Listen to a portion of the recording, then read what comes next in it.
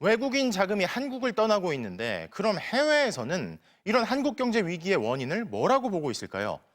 대통령 권한대행이던 총리가 직접 내란이라는 불확실성의 조기 종식을 사실상 막고 있었던 가운데 외신들도 계엄령으로 촉발된 불확실성을 지적했습니다.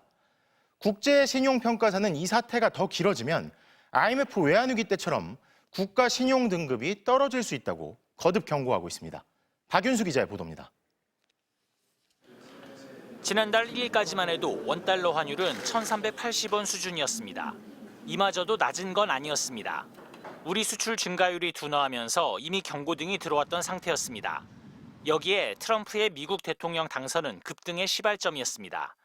환율은 심리적 마지노선이라던 1,400원을 돌파했습니다. 앞으로 트럼프 취임 이후에 통상 정책에 대한 불확실성, 이런 부분들이 달러 강세에 견인하고 있고 주요 국가들의 통화 약세에 전반적으로 동일하게 영향을 미치는 것으로. 가뜩이나 취약했던 외환시장에 12.3 내란 사태는 결정타였습니다.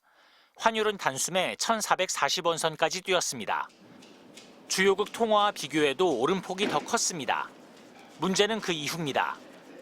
윤 대통령은 수사를 회피하고 헌법재판관 임명은 지연된 데다 한덕수 권한대행 탄핵까지 대외 불안 요인은 그대로인데 내부의 정치적 불확실성이 장기화되면서 시장의 실망감이 커지는 겁니다.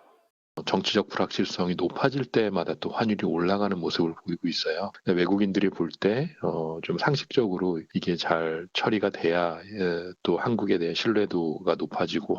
급등한 환율이 침체된 내수마저 더 짓누르는 상황.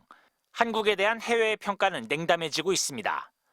미국의 경제 전문 매체인 블룸버그는 한국의 경제 성장 속도가 둔화할 것으로 예상되는 상황에서 정치적 불확실성이 경제를 더 압박하고 있다고 지적했고, 로이터 통신 역시 계엄령으로 촉발된 헌법적 위기가 더 심화될 수 있다고 했습니다.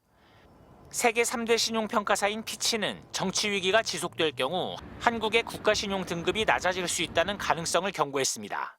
한국의 신용 등급이 강등됐던 건 IMF 사태를 겪었던 1997년이 마지막입니다. MBC 뉴스 박윤수입니다.